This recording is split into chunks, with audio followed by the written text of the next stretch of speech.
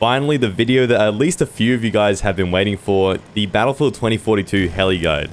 In this video, we're going to go over aiming, survival, controls, and just any tips that I think will help you guys get the most out of these vehicles. Before we get into this one, I want to give a quick shout to a personal sponsor of mine, Advanced GG.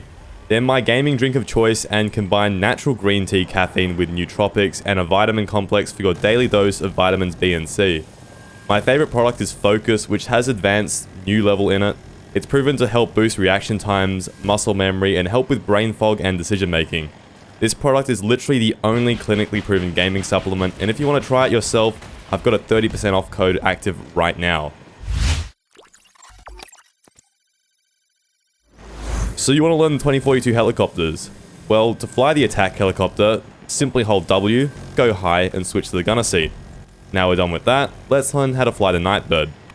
The Nightbird is my favorite helicopter in the game. It offers a lot more maneuverability, it feels a lot more raw to fly, and overall it's just way more rewarding. I think you can do just as well with the Nightbird, and overall I think it's just a much more satisfying experience. Let's start with the loadouts here. Here are my attack heli loadouts. I'm just going to show you guys these anyway to prevent the questions. I don't currently recommend using the TOW because you need heat seekers for jet and heli defense at times. And the Russian 30mm cannon is also absolutely busted. For the scout heli, I'm running a default loadout with the instant repair. The miniguns are the superior primary. Sure, the 20mm are easier to use against ground targets, but the miniguns allow you to defend yourself in dogfights. The rockets are currently the best secondary as they're the most reliable way to kill infantry. They can also be used against air vehicles for large chunks of damage. Now that we've got that sorted, let's look at some tips for aiming. Firstly, I want to tell you guys something that might sound counterintuitive, but ignore the crosshair. Both the rockets and the miniguns are much easier to aim if you look at the projectiles themselves. With the rockets, you want to consider your momentum while aiming. Pretty much aim a little bit in the opposite direction of wherever you're going, so if you're going fast forwards, you have to aim a little bit below them. If you're swaying to the left, then you have to aim a bit more to the right. You guys get the point. Pretty much just momentum and just counter it as best as you can. The miniguns are also affected by momentum just a little bit, but of course just to a much lesser extent due to their higher velocity. The thing that makes the miniguns hard to aim is the convergence. Because they're being fired from either side of the helicopter, you can only really hit one beam of miniguns at a time. To do this, I like to really focus on where the bullets are going and roll the heli to get them on target.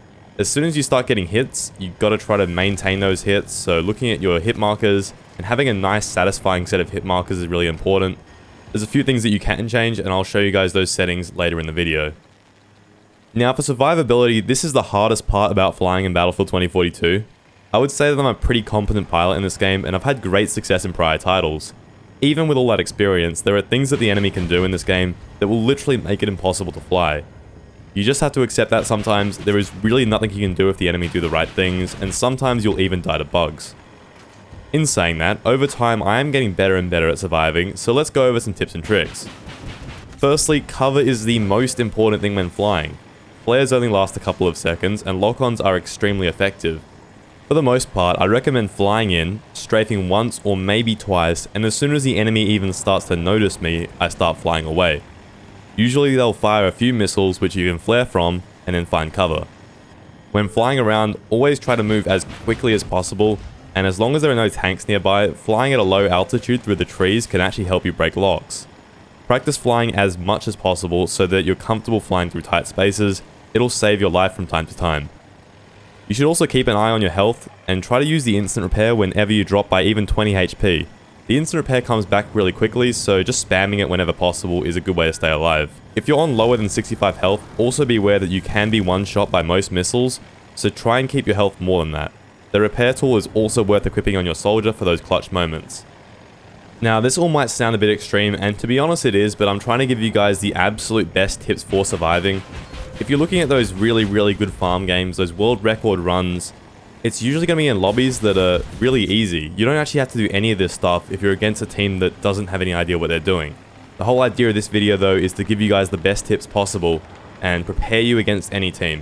Of course, you won't always have to use all of these, and I don't always use them myself, but I know how to do this stuff just in case the times get tough. Now for target priority, the Nightbird is actually quite vulnerable. Your biggest threat is an enemy attack heli. These will win almost every time from long range due to the heat seekers being a 2-hit kill. If you want to fight one, try and bait them into close range. Your second biggest threat is another Nightbird. If they have the 20mm cannons, you should always win. If they have the miniguns, it becomes a battle of tracking and dodging. I usually use a mix of rolling with vertical movement to dodge their shots and try to aim as well as possible.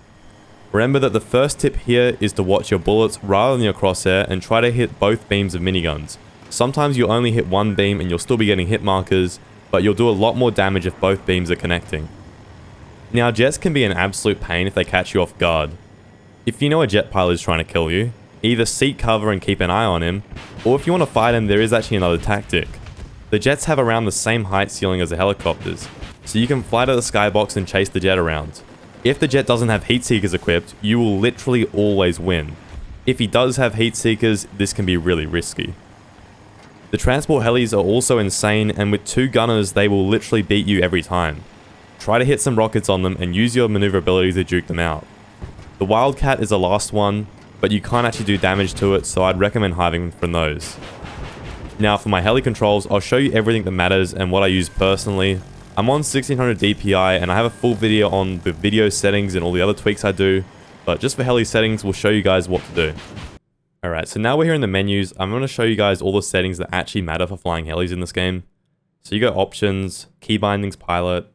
This is all pretty much default. These are more jet key bindings here. In reality, space actually does pitch up and control does pitch down, but for some reason the menus have it wrong. Now, I haven't really changed anything else. If I could, I would bind this to a side mouse button, but for some reason the game doesn't let me do it. I did bind enter exit to P so I don't accidentally hit it when I'm in the jet. In the heli, it doesn't really matter too much. Going through here, I did unbind space from fire so I can pitch up with it.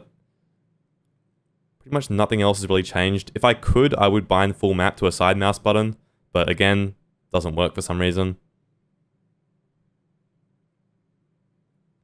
For my jets, I bound afterburner to W instead of having it on shift. This allows my jet to just go full speed as soon as I hit W. I feel like it helps a lot, but again, not really relevant for helis. And then I unbound party chat from P, because I'm actually using it already. Now, the next thing you want to do is go over to your controller settings. Even if you're not a controller player, for some reason this affects it. So, max out your vehicle aim sensitivity, and then max out your air control sensitivity. I have no idea why this affects mouse and keyboard, but my friend said it did, so I'm just doing it. Now, go down to mouse and keyboard settings now.